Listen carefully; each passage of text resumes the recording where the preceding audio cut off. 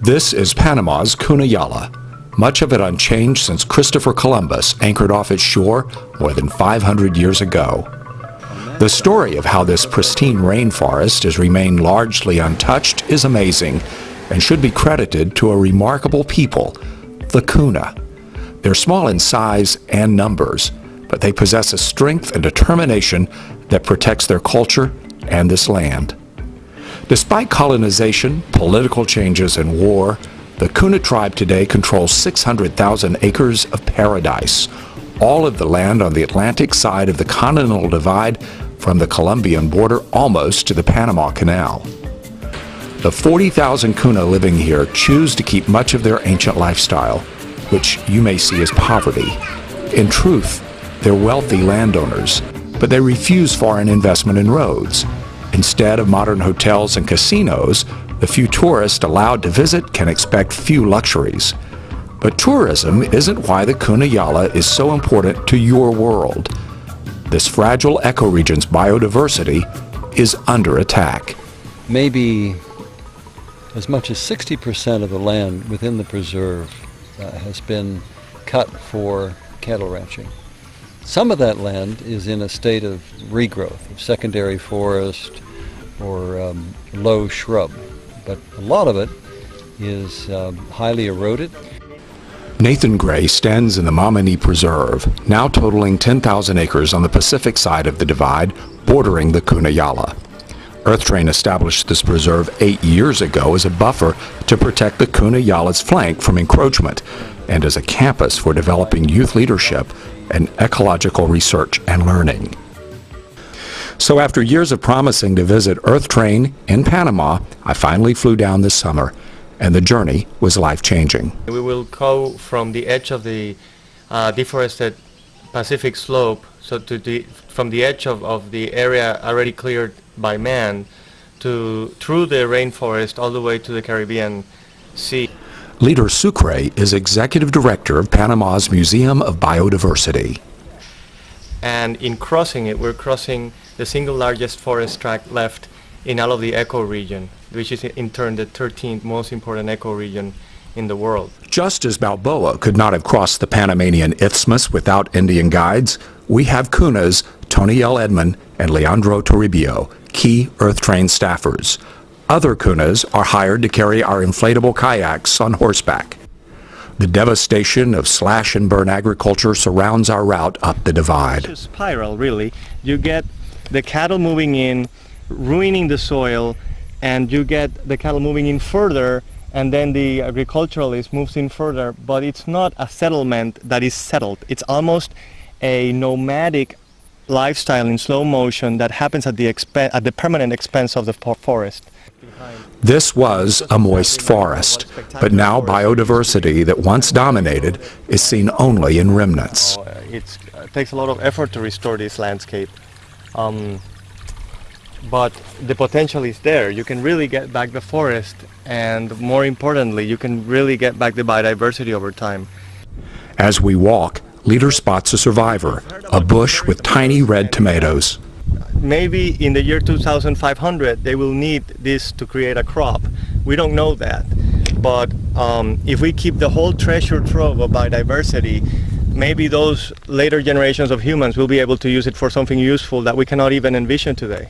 As we ascend to the top of the divide, Leader looks back down toward the preserve. The whole area is abutting the largest stretch of rainforest left in the Choco-Darien ecoregion, and it's abutting it in a spot where it's a bottleneck. It's a place where the forest could easily break up into large pieces, but which would weaken the capability of the whole forest to sustain biodiversity in the long term. The atmosphere changes dramatically as we cross the Continental Divide and head down and northward into the Kuna Yala. We follow an old trail, still one of the few ways in or out of this section of the Kuna Yala. My breath runs short, my footing uncertain, but seeing what few others like me have ever seen gives me energy. The cool waters of these mountain streams provide a relief. A carefree relaxation emerges in this habitat of jaguars, snakes, and crocodiles. Nathan assures me the only souls lost along this path are from shoes that have disintegrated in the mud. An afternoon of hiking ends with several hours of kayaking on the Kangandi. We reach our first night's campsite, and I'm exhausted. Sleep comes easy, though, in this jungle, protected by a high-tech version of the Indian hammock. Leader tells me no one's lived here for at least 400 years. It would be difficult to imagine an area in Mesoamerica, in Central America and Mexico, that has been left alone for so long. It's extraordinarily pristine, and it's extraordinarily unsettled. Undisturbed evolution, a delicate and complex balance of life. The bulk of the nutrients are not on the ground. They are in the mass of vegetation above us. That's where the nutrients are. I complained at the end of the first day of kayaking the river needed more water. Too many times I was stuck on the rocks. The gods must have heard me. We paddled our way down the Kangandi in the rain. In the late afternoon, we reached Kangandi, the only village on the river that shares its name. About 300 Kuna live here. Nathan Gray and his earth-trained staff have established a warm relationship with the people here, and they have a formal signed agreement with the Kuna General Congress. Kuna Yala talks with the village mayor, Senor Bonilla. Speaking Kuna, the mayor says, "I'm very grateful that you're working so closely with the Congress for their benefit and the benefit of our community. However, we have to start getting the young people to start participating in the Earth Train programs so they can start learning English, how to use computers, and more." We spend the night in the home of a Kuna family. These huts have no interior walls and no electricity, except sometimes from a car battery charged by the village's solar panels. The extra water sent by the gods turned the Kangandi into a raging river, too much for our kayaks, so we loaded up in Victor's canoe for the last leg of our river journey. His teenage son and daughter served as crew. This river is Victor's highway, and it's here that I learned about the strength and determination of the Kuna.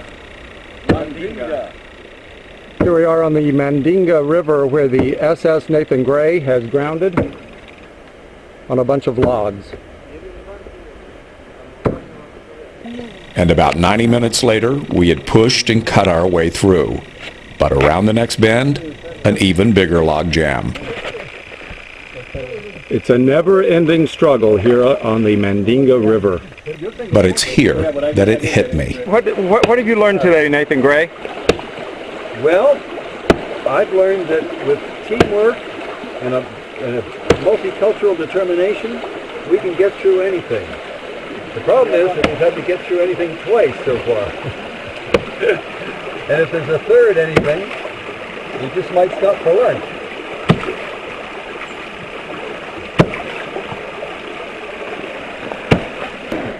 After 2 more hours of hard work, mostly by our Kuna companions, our canoe was freed from the logs and on the way to the bay and the turquoise waters of the Caribbean.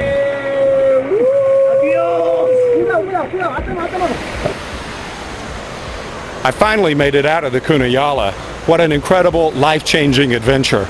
I'm now back home in my home rainforest, if you will, at the Chattahoochee National Recreation Area in North Atlanta.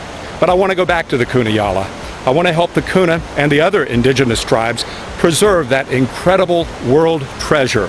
In January, we're planning a 10-day workshop at Earth Train's Central Madroño campus, a 10-day workshop called Topic in the Tropics, Bio and Cultural Diversity Reporting in the Neotropics. The workshop will include young people from the Kuna tribe, as well as other indigenous peoples from the region. American kids and kids from all over the world as well will be invited to participate. Trainers will be professional journalists who volunteer their time for this important cause to teach the journalism skills and tools to these young people so they can tell their own stories, so they can help young people and adults all over the world understand the importance of biodiversity and cultural diversity. Oh, sorry. Gotta run. I mean, literally, I gotta run. If I'm going to keep up with Nathan, Leader, Toniel, and the others next January, well, gotta get in shape. See you there.